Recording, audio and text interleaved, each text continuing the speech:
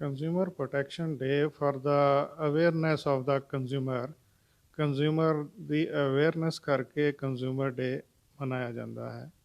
ਅੱਜ ਤੋਂ ਜਿਵੇਂ ਸਾਨੂੰ ਫੰਡਾਮੈਂਟਲ ਰਾਈਟਸ ਨੂੰ ਪ੍ਰੋਟੈਕਟ ਕਰਨ ਲਈ ਕਨਸਟੀਟਿਊਸ਼ਨ ਦੇ ਵਿੱਚ ਰਾਈਟਸ ਦਿੱਤੇ ਗਏ, ਇਵੇਂ ਕੰਜ਼ਿਊਮਰ ਤੇ ਰਾਈਟਸ ਨੂੰ ਪ੍ਰੋਟੈਕਟ ਕਰਨ ਲਈ ਯੂਐਨਓ ਨੇ 1985 ਦੇ ਵਿੱਚ ਸਾਰੇ ਕੰਟਰੀਜ਼ ਨੂੰ ਡਾਇਰੈਕਟ ਕੀਤਾ ਕਿ ਕੰਜ਼ਿਊਮਰ ਨੂੰ ਪ੍ਰੋਟੈਕਟ ਕਰਨ ਵਾਸਤੇ ਤੁਸੀਂ ਕੋਈ ਆਪਣਾ ਐਕਟ ਇੰਟਰੋਡਿਊਸ ਕਰੋ। ਐਂਡ ਇੰਡੀਆ ਨੇ 1986 ਦੇ ਵਿੱਚ ਕੰਜ਼ਿਊਮਰ ਪ੍ਰੋਟੈਕਸ਼ਨ ਐਕਟ 1986 ਬਣਾਇਆ, ਜਿਸ ਦੇ ਵਿੱਚ ਕੰਜ਼ਿਊਮਰ ਦੇ ਨਾਲ ਜਿੱਥੇ ਉਹਦੇ ਰਾਈਟ ਨੂੰ ਇਨਫਰਿੰਜ ਕੀਤਾ ਜਾਂਦਾ ਸੀ, ਉਹਦੀ ਪ੍ਰੋਟੈਕਸ਼ਨ ਲਈ ਕੰਜ਼ਿਊਮਰ ਫੋਰਮ ਬਣਾਏ ਗਏ, ਜਿਹਦੇ ਵਿੱਚ ਕੋਈ ਵੀ ਉਪਭੋਗਤਾ ਜੇ ਕੋਈ ਅਨਫੇਅਰ ਟ੍ਰੇਡ ਪ੍ਰੈਕਟਿਸ ਕਰਦਾ ਸੀ ਜਾਂ ਕੋਈ ਉਹਨੂੰ ਗਲਤ ਚੀਜ਼ ਦਿੱਤੀ ਜਾਂਦੀ ਸੀ ਅਤੇ ਉਹ ਕੰਜ਼ਿਊਮਰ ਫੋਰਮ ਦੇ ਵਿੱਚ ਅਪਰੋਚ ਕਰ ਸਕਦਾ ਹੈ।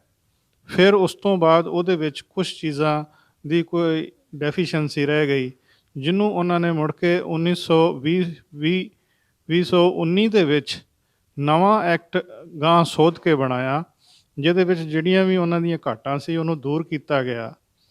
ਉਹਦੇ ਵਿੱਚ ਸਭ ਤੋਂ ਪਹਿਲਾਂ ਇੰਪੋਰਟੈਂਟ ਇਹ ਸੀਗਾ ਕਿ ਕੰਜ਼ਿਊਮਰ ਜਿੱਥੇ ਉਹਦੀਆਂ ਸਰਵਿਸਿਜ਼ ਹਾਇਰ ਕੀਤੀਆਂ, ਜਿੱਥੇ ਉਹਦਾ ਬਿਜ਼ਨਸ ਚੱਲਦਾ ਸੀ, ਉਹਨੂੰ ਉੱਥੇ ਕੰਪਲੇਂਟ ਫਾਈਲ ਕਰਨੀ ਪੈਂਦੀ ਸੀ।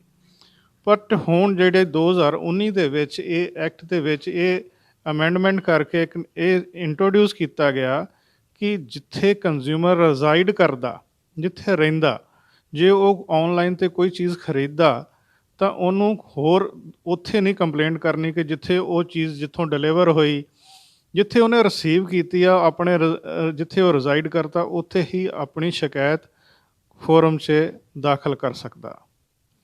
ਦੂਸਰਾ ਪ੍ਰੋਵੀਜ਼ਨ ਇਹ ਦਿੱਤਾ ਕਿ ਉਹ ਦਾਖਲ ਕਰ ਸਕਦਾ, ਉਹਨੂੰ ਆਉਣ ਦੀ ਵੀ ਲੋੜ ਨਹੀਂ ਹੈਗੀ। ਉਹਨੂੰ ਉੱਥੇ ਫਾਈਲਿੰਗ ਉਹਨੂੰ ਕਿਹਾ ਗਿਆ, ਦਾਖਲ ਉਹ ਪੋਰਟਲ ਬਣਿਆ, ਸਾਡੇ ਚੀਫ ਮਿਨਿਸਟਰ ਸਾਹਿਬ ਨੇ ਪਿੱਛੇ ਉਦਘਾਟਨ ਕੀਤਾ ਇਹਦਾ, ਅਤੇ ਹੁਣ ਇੱਕ ਨਵਾਂ ਪ੍ਰੋਵੀਜ਼ਨ ਆ ਗਿਆ ਕਿ ਤੁਸੀਂ ਘਰ ਬੈਠੇ ਫਾਈਲ ਤੁਸੀਂ ਵੇਰੀਅਸ ਫੋਰਮ ਇੰਡੀਆ 'ਚ ਕਿਤੇ ਵੀ ਤੁਸੀਂ ਫਾਈਲ ਕਰ ਸਕਦੇ ਹੋ। ਪਹਿਲਾਂ ਇਸ ਫੋਰਮ ਦੀ ਜਿਹੜੀ ਯੂਰੀਡਿਕਸ਼ਨ ਸੀ ਪੈਸੇ ਦੀ 20 ਲੱਖ ਸੀ ਜ਼ਿਲ੍ਹੇ ਦੀ, ਡਿਸਟ੍ਰਿਕਟ ਲੈਵਲ 'ਤੇ, ਹੁਣ ਉਹਨੂੰ 20 ਲੱਖ ਤੋਂ ਵਧਾ ਕੇ ਉਹਨੂੰ 1 ਕਰੋੜ ਦੀ ਕਰ ਦਿੱਤਾ ਗਿਆ।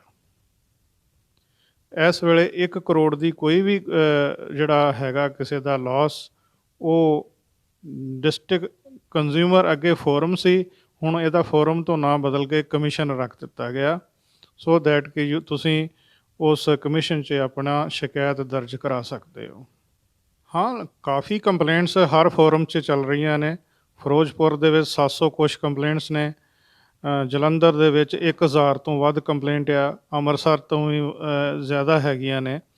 ਕਿਉਂਕਿ ਹਾਂ, ਇੱਕ ਗੱਲ ਜ਼ਰੂਰ ਸਾਹਮਣੇ ਆਈ ਹੈ ਕਿ ਜਿਹੜੇ ਲੋਕ ਰਿਮੋਟ ਏਰੀਆ 'ਚ ਨੇ, 85% ਲੋਕ ਪਿੰਡਾਂ ਦੇ ਵਿੱਚ ਰਹਿੰਦੇ ਨੇ, ਜਿਨ੍ਹਾਂ ਨੂੰ ਆਪਣੇ ਕੰਜ਼ਿਊਮਰ ਰਾਈਟਸ ਬਾਰੇ ਬਿਲਕੁਲ ਨੌਲੇਜ ਨਹੀਂ ਹੈਗਾ।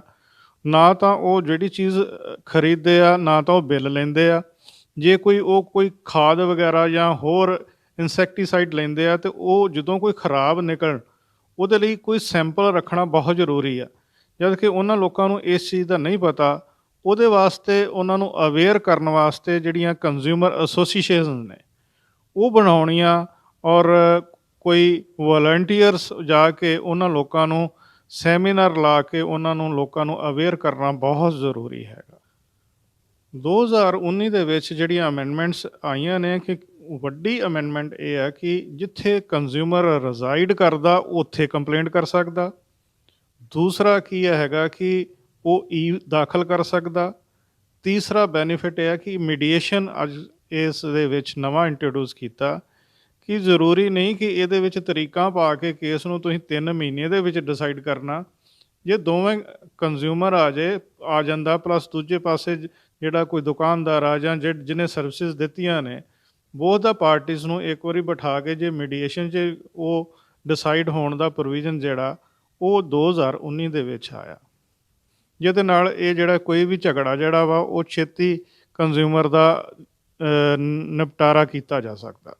ਫੋਰਮ ਦੇ ਵਿੱਚ ਸਰਵਿਸਿਜ਼ ਆਉਂਦੀਆਂ ਨੇ, ਫੋਰ ਐਗਜ਼ਾਮਪਲ ਮੈਡੀਕਲ ਸਰਵਿਸ ਇਹ ਆਉਂਦੀ ਹੈਗੀ ਆ, ਇਲੈਕਟ੍ਰੀਕਲ ਜਿਹੜਾ ਇਲੈਕਟ੍ਰਿਸਿਟੀ ਇਹ ਆਉਂਦੀ ਆ, ਵਾਟਰ ਸਪਲਾਈ ਆਉਂਦੀ ਆ, ਈਵਨ ਲੀਗਲ ਸਰਵਿਸਿਜ਼ ਵੀ ਆਉਂਦੀਆਂ ਨੇ। ਜਿੱਥੇ ਤੁਸੀਂ ਪੈਸੇ ਦੇ ਕੇ ਕੋਈ ਚੀਜ਼ ਉਹਨਾਂ ਦੀ ਸਰਵਿਸਿਜ਼ ਹਾਇਰ ਕਰਦੇ ਹੋ, ਸਾਰੇ ਫੋਲ ਕਰਦੇ ਨੇ। ਈਵਨ ਸੁਵਿਧਾ ਸਾਡੇ 'ਚ ਫੋਲ ਕਰਦੀ ਆ।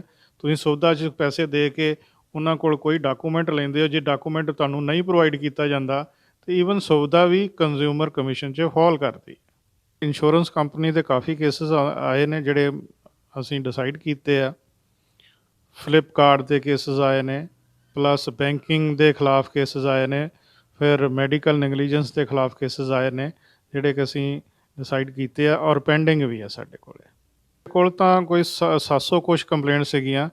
ਉਦੋਂ ਸਾਡਾ ਫੋਰਮ ਨੇ ਵੀ ਕੰਮ ਨਹੀਂ ਕੀਤਾ, ਕੁਛ ਲੈਕ ਆਫ ਅਪੋਇੰਟਮੈਂਟ ਆਫ ਦਾ ਆਫਿਸਰ ਦੇ ਕਾਰਨ ਵੀ ਕੁਛ ਸਾਡਾ ਇਹ ਡਿਲੇ ਹੋਇਆ। ਬਟ ਨੋ, ਹੁਣ ਇਸ ਵੇਲੇ ਬਿਲਕੁਲ ਫੋਰਮ ਠੀਕ ਕੰਮ ਕਰ ਰਿਹਾ, ਤਾਂ ਸਾਡੀਆਂ ਕੰਪਲੇਂਟ ਡਿਸਾਈਡ ਹੋ ਰਹੀਆਂ ਵਿਦਨ ਦਾ ਪੀਰੀਅਡ। ਜਿਹੜੇ 85% ਦਾ ਪੀਪਲ ਲਿਵਿੰਗ ਜਿਹੜੇ ਕਿ ਰਿਮੋਟ ਏਰੀਆ 'ਚ ਰਹਿੰਦੇ ਆ, ਉਹਨਾਂ ਨੂੰ ਕੰਜ਼ਿਊਮਰ ਐਸੋਸੀਏਸ਼ਨਸ ਬਣਾ ਕੇ ਉਹਨਾਂ ਨੂੰ ਅਵੇਅਰ ਕਰਨਾ ਬਹੁਤ ਜ਼ਰੂਰੀ ਆ।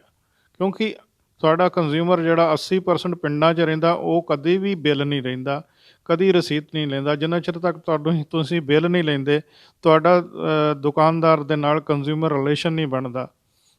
ਜੇ ਇਨ ਕੇਸ ਕੋਈ ਦੁਕਾਨਦਾਰ ਤੁਹਾਨੂੰ ਬਿੱਲ ਨਹੀਂ ਦਿੰਦਾ, ਅਤੇ that is also unfair trade practice. ਤੁਸੀਂ ਉਹਦਾ ਕੇਸ ਵੀ ਕਰ ਸਕਦੇ ਹੋ ਵੀ ਅਸੀਂ ਆਹ ਚੀਜ਼ ਖਰੀਦੀ ਆ, ਸਾਨੂੰ ਦੁਕਾਨਦਾਰ ਨੇ ਬਿੱਲ ਇਸ਼ੂ ਨਹੀਂ ਕੀਤਾ। ਅਜਿਹੇ ਕੇਸਿਸ ਸਾਡੇ ਕੋਲ ਆਉਂਦੇ ਆ, ਕੋਈ 10 ਤੋਂ ਲੈ ਕੇ 15% ਸਾਡੇ ਕੋਲ ਇਹੋ ਜਿਹੇ ਕੇਸਿਸ ਆਏ ਨੇ ਡਿਸਟ੍ਰਿਕਟ ਫਿਰੋਜ਼ਪੁਰ 'ਚ। ਉਹਨੂੰ ਠੱਗੀ ਨਹੀਂ ਕਹਿੰਦੇ, ਉਹਨੂੰ ਆਪਾਂ ਅਨਫੇਅਰ ਟਰੇਡ ਪ੍ਰੈਕਟਿਸ ਕਹਿੰਦੇ ਆ। ਜਿਹੜੀ ਅਨਫੇਅਰ ਟਰੇਡ ਪ੍ਰੈਕਟਿਸ ਆ, ਉਹਦੇ ਵਿੱਚ ਕਮਿਸ਼ਨ ਨੂੰ ਯੂਰੀਡਿਕਸ਼ਨ ਹੈਗੀ ਆ, ਕੋਈ ਉਹਨਾਂ ਦੇ ਖਿਲਾਫ ਕੰਪਲੇਂਟ ਆਉਂਦੀ ਆ ਤਾਂ ਉਹ ਕਮਿਸ਼ਨ ਕੋਲ ਯੂਰੀਡਿਕਸ਼ਨ ਆ, ਉਹਨੂੰ ਕੰਪਲੇਂਟ ਨੂੰ ਸੁਣ ਕੇ ਉਹਦਾ ਫੈਸਲਾ ਕਰਨ ਦੀ। 2019 ਦੇ ਵਿੱਚ ਇਹ ਲੇਟੈਸਟ ਆਇਆ, ਪਹਿਲਾਂ ਨਹੀਂ ਸੀਗਾ। ਪਹਿਲਾਂ ਇਹ ਗੱਲ ਨਹੀਂ ਸੀ ਕਿ ਜਿਹੜਾ ਮਿਸਲੀਡਿੰਗ ਐਡਵਰਟਾਈਜ਼ਮੈਂਟ, ਕਿ ਤੁਸੀਂ ਦੱਸਦੇ ਕੁਛ ਹੋ ਔਰ ਕਿਸੇ ਦੇ ਨੂੰ ਜਿਹੜਾ ਵੀ ਕੋਈ ਐਡਵਰਟਾਈਜ਼ ਕਰਦਾ, ਤਾਂ ਪਹਿਲਾਂ ਉਹ ਨਹੀਂ ਸੀਗਾ, ਉਹਦੇ ਉੱਤੇ ਕੋਈ ਕਾਰਵਾਈ ਨਹੀਂ ਕੀਤੀ ਜਾਂਦੀ। ਅੱਜ ਹੁਣ 2019 ਦੇ ਵਿੱਚ ਜਿਹੜਾ ਉਹ ਮਿਸਲੀਡ ਐਡਵਰਟਾਈਜ਼ ਵੀ ਕਰੇਗਾ, ਉਹਨੂੰ ਹੀ ਇਜ਼ ਇਕੁਅਲੀ ਲਾਇਬਲ।